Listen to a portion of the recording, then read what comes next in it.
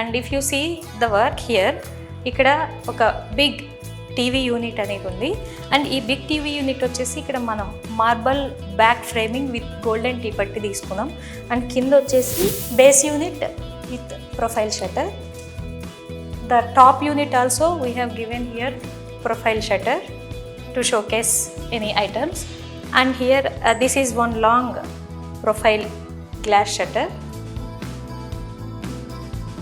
ఇక్కడ మనం లోవర్స్ తోటి దీన్ని ఎక్స్టెండ్ చేసాము.